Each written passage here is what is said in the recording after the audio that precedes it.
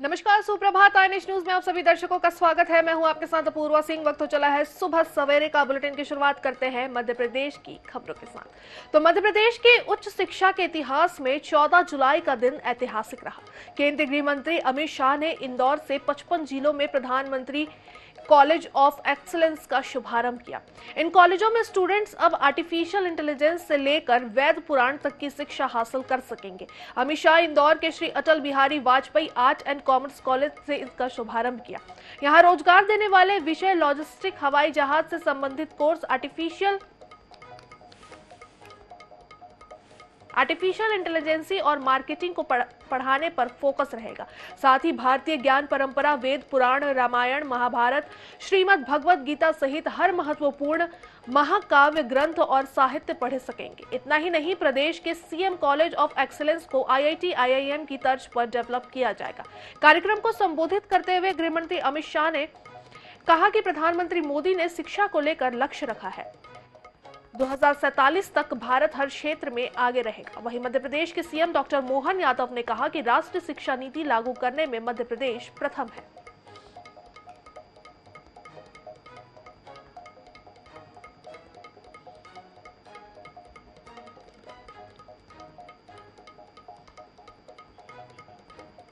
मैं आपको बताना चाहता हूं कि देश के प्रधानमंत्री नरेंद्र मोदी जी ने हम सब के लिए एक लक्ष्य रखा है कि 2047 में जब देश की आजादी के 100 साल समाप्त होंगे, तब हमारा देश हर क्षेत्र के अंदर विश्व भर में सबसे प्रथम हमारा भारत होगा। ऐसा भारत का निर्माण करना है। पीएम एक्सीलेंस कॉलेज के माध्यम से हर जिले के अंदर एक कॉलेज ऐसा बनाया जा रहा है जो इसी सत्र से प्रारंभ हो रहा है। और कॉलेज के अंदर लगभग आज ही लगभग 450 करोड़ के विविध कार्यों का यहीं पे भूमि पूजन और लोकार्पण के साथ हम यहां बैठे हैं। मैं आपको बताना चाहता हूं कि देश के प्रधान इधर मध्य प्रदेश का इंदौर शहर अन्य शहरों और कस्बों के लिए अब मिसाल बन गया है। स्वच्छता में लगातार देश में नंबर 1 रहने वाले इंदौर की नई पहचान अब पौधारोपण में वर्ल्ड रिकॉर्ड की बन रही है। इंदौर में 11 लाख पौधे लगाकर वर्ल्ड रिकॉर्ड बनाने के कार्यक्रम में केंद्रीय गृह मंत्री अमित शाह, सीएम डॉक्टर मोहन यादव भी पहुंचे। वहीं कांग्रेस तंज कस रही है कि महफिल सजेगी, वाहवाही होगी, फिर जनता के करोड़ों रुपए उड़ाए जाएंगे। मध्य प्रदेश के इंदौर में 11 लाख पौधे लगाकर वर्ल्ड रिकॉर्ड बनाने का काम किया जा रहा है। रविवार सुबह ही बड़े स्तर पर वृक्षारोपण किया जा रहा है। यह वृक्षारोपण रेवती रेंज में किया जा रहा है।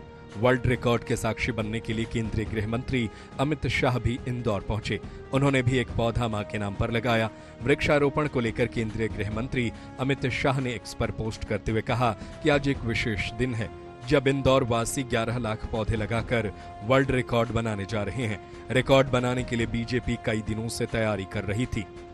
इंदौर में आज एक अद्भुत आंदोलन प्रारंभ किया और उसमें 11 लाख वृक्ष एक साथ लगाने का काम हुआ है कि माननीय नरेंद्र मोदी जी के नेतृत्व में भारतीय जनता पार्टी का कार्यकर्ता और नेता समर्पित भाव से हम इस प्रकृति और पर्यावरण की संरक्षण के लिए काम कर रहे हैं।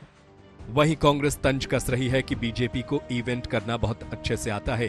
इसके पहले मुख्यमंत्री शिवराज सिंह चौहान के कार्यकाल में 6 करोड़ पौधे लगाए गए थे, लेकिन इस इवेंट में करोड़ों रुपए के भ्रष्टाचार की खबरें सामने आई थी।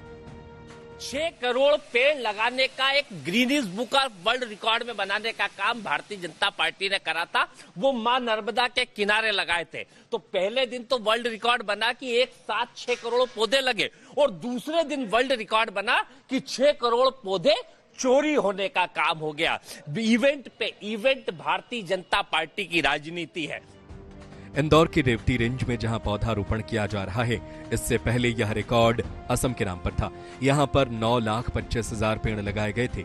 पौधारोपण के इस महाअभियान में 100 संगठनों के 50,000 से ज्यादा लोग हिस्सा ले रहे हैं। इस पूरे महाअभियान की सबसे खास बात यह रही कि 20 करोड़ रुपए की लागत के पेड़ प्रशासन को दान में मिले हैं। Bureau report, INH news, Bhopal.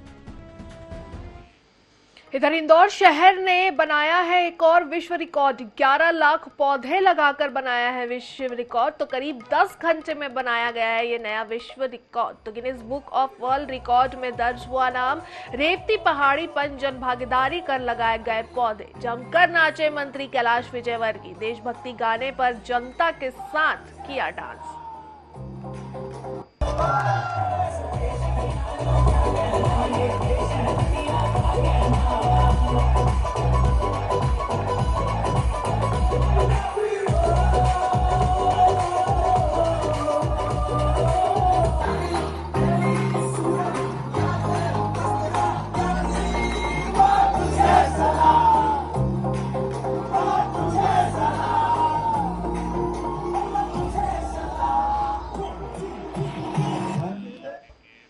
खबरों में आगे बढ़ते हैं तो मध्य प्रदेश के पूर्व गृह मंत्री डॉक्टर नरोत्तम मिश्रा ने कांग्रेस पर जमकर निशाना साधा है। उन्होंने कहा है कि प्रदेश की जनता ने कांग्रेस को पूरी तरह नकार दिया है। अमरवाड़ा उपचुनाव में जीत के बाद प्रदेश की सभी 29 सीटों पर भाजपा काबिज है।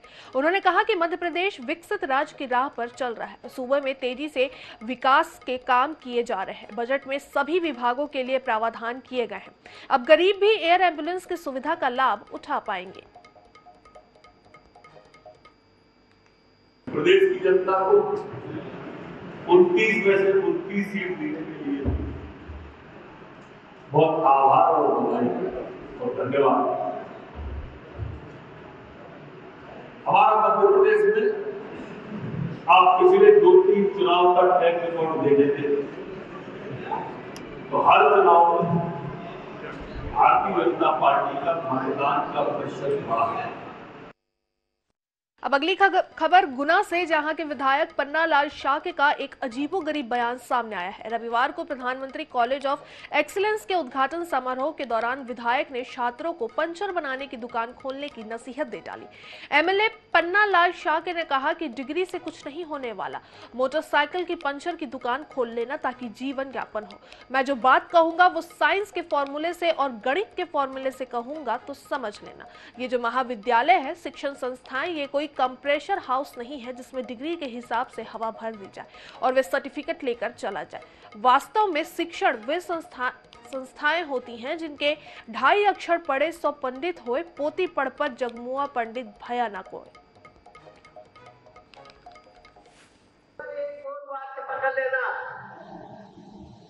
ये कागज की डिग्री से कुछ होने वाला नहीं है।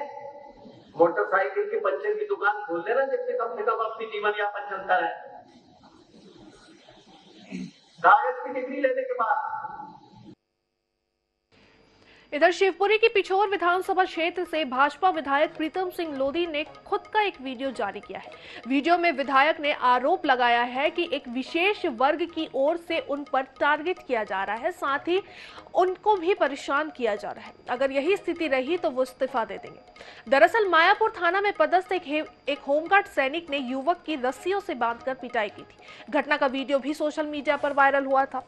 मारपीट के दौरान वीडियो में होमगार्ड सैनिक ने पिछोर विधायक प्रीतम लोधी पर भी टिप्पणी की थी।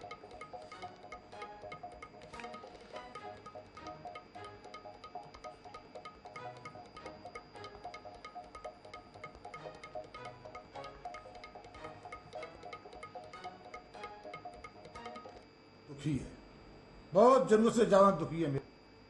मैं प्रीतम लोधी, पिछोर विधायक, पिछोर विधानसभा में एक वर्ग द्वारा मुझे टारगेट किया जा रहा है। इस कृत्य से मैं मानसिक रूप से परेशान हूं। बार बार मेरे को और मेरे कार्यकर्ताओं को टारगेट किया जा रहा है। एक वर्ग की हार नहीं पच रही है इन लोगों को। अगर यह कृत्य नहीं रुके तो मैं विधायक पद से इस्तीफा दे दूंगा। मेरा मन बहुत दुखी है, बहुत जरूर। खबरों में आगे बढ़ते हुए चलिए बात कर लेते हैं राजधानी भोपाल की, जहां BMW कार सवार बदमाशों ने पति पत्नी को कुचलने का प्रयास किया है। इस मामले में सबसे चौंकाने वाली बात यह है कि पुलिस ने पीड़ित दंपति की शिकायत पर बदमाशों के खिलाफ रिपोर्ट नहीं लिखी। पीड़ित दंपति ने पुलिस के उच्च अधिकारियों से न्याय की गुहार लगाई। दरअसल घटना दानिश कुंज कोलार रोड की बताई जा रही है, जहां शराब के नशे में दो बदमाश युवकों ने BMW कार से पति पत्नी को कुचलने की कोशिश की। पति पत्नी के विरोध करने पर बदमाशों ने पिस्टल निकाल ली। इतना ही नहीं, पिस्टल निकालकर दोनों बदमाश युवक पीड़ित के घर सामने शराब पीते रहे और रात भर गालियां भी देते रहे। पीड़ित पति पत्नी दोनों कोलार थाने पहुंचे थे, लेकिन वहां भी पुलिस ने कोई सुनवाई नहीं की। 6 दिनों से पीड़ित दंपति कोलार पुलिस के चक्कर लगा रहे हैं। थक हारकर अब पीड़ित ने पुलिस के वरिष्ठ अधिकारियों को आवेदन दिया है। मामले का सीसीटीवी फुटेज भी सामने आया, जिसमें पिस्टल निकालकर शराब पीते दोनों बदमाश नजर आ रहे हैं। उसके बाद भी पुलिस ने कोई कार्रवाई नहीं की। ऐसे में नए कानून में पीड़ितों को कैसे न्याय मिल पाएगा, ये सबसे बड़ा सवाल है।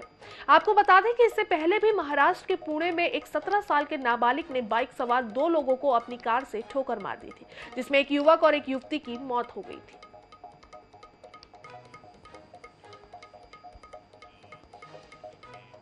इधर ग्वालियर में जिला विकास समन्वय एवं निगरानी समिति की बैठक में जन समस्याओं और विकास कार्यों पर मंथन किया गया।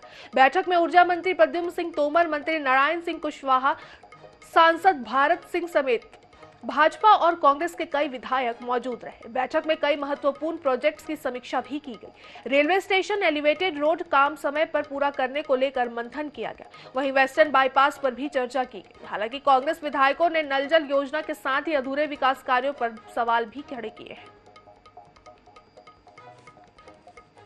के तौर पर जिस तरह से नल जल योजना जो चल रही है, ये योजना तो बहुत अच्छी है, मगर वो धरातल पर नहीं है। नल जल योजना अभी तक कई पंचायतों में हैंडओवर नहीं की गई है। उस योजना की वजह से जो रोडें जो खोद डाली हैं, रोड डैमेज पड़ी हैं, उससे आमजन को निकलने में बहुत परेशानी का सामना करना पड़ रहा है। वैसे भी बारिश का मौसम है तो बहुत परेशानी हो रही है। और जो घर घर में नल की बात कही, उन नलों में पानी तक नहीं आ रहा है। जब नल में पानी नहीं निकलेगा तो उस योजना का कोई मतलब नहीं है। तो नर्मदापुरम के सतपुरा टाइगर रिजर्व के चूरना रेंज में मालनी के पास बाघिन का शव बरामद किया गया है। मृत बाघिन की उम्र 2 साल बताई जा रही है। उसे 21 दिन पहले ही खुले बाड़े में छोड़ा गया था। उसको जंगल में कॉलर आईडी लगाकर आजाद किया गया था, जिसके आधार पर वन अमले को बाघिन का सुराग मिला। अधिकारियों के मुताबिक बाघिन का किसी अन्य प्राणी के साथ हिंसक संघर्ष हुआ, जिसमें घायल होकर उसने दम तोड़ दिया।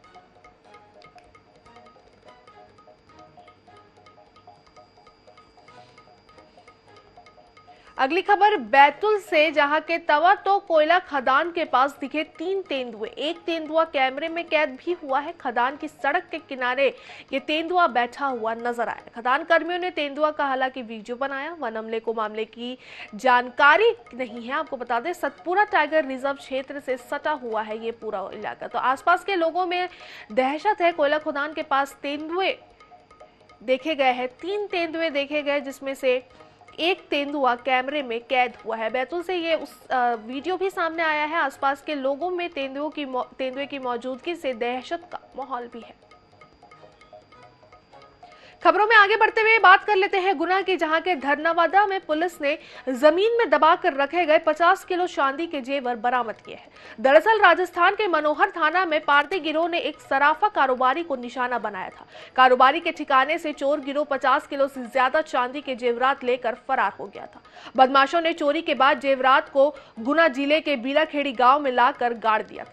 मुखबिर से सूचना मिलने के बाद पुलिस ने मेटल डिटेक्टर की सहायता से खेत में दबाकर रखे गए जेवरात बरामद कर लिए। जेवरों की पोटली के साथ एक आधार कार्ड भी मिला, जिस पर कपिल अग्रवाल का नाम दर्ज था, जिसके आधार पर पता चला कि लूट का सामान राजस्थान के कारोबारी का है।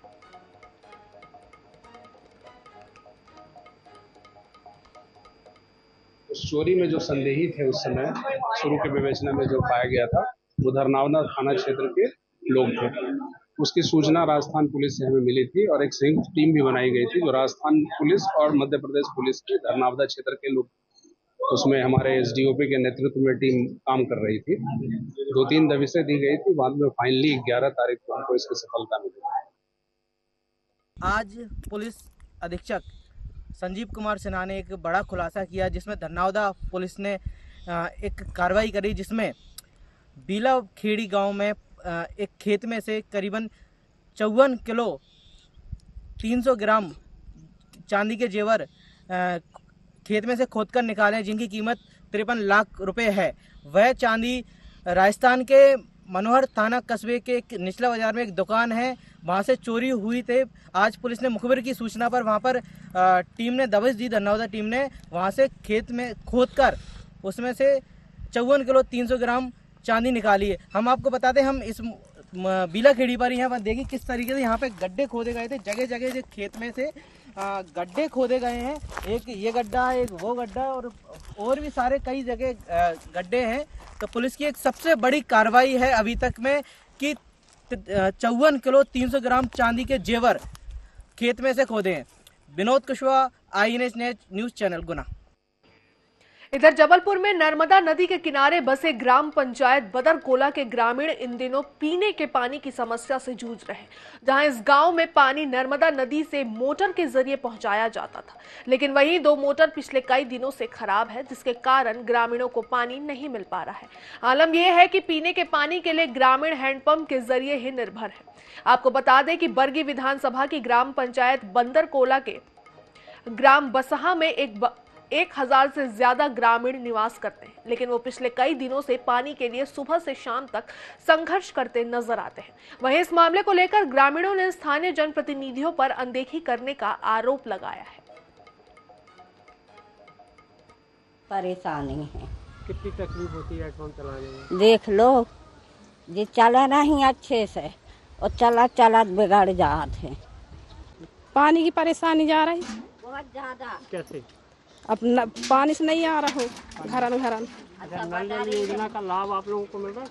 नहीं मिल रहा है। नर्मदा से भी ले आते, नल से भी ले आते। बहुत ज़्यादा एक नल है, बहुत परेशानी है। जो मोटर भी डली थी वो भी अब ख़त्म हो गई। एक ही नल है, कुछ टंकी की व्यवस्था हो तो जैसा भी अब घर घर नल लग जाए। जो सरकार की जो नल जो योजना है, इसका लाभ कुछ नहीं मिल रहा, नहीं पहुंच पा रही है। क्या कब से पानी नहीं मिल रहा आप लोगों को? हाँ, हो गए 2-3 हफ्ते। अच्छा, क्यों नहीं मिल रहा? क्या वजह है? इसमें हैंडपंप वगैरह चलते हैं? कहाँ चला? नहीं चले। नहीं चलते। अच्छा, कहाँ रहते हैं आप? बसाई में रहे।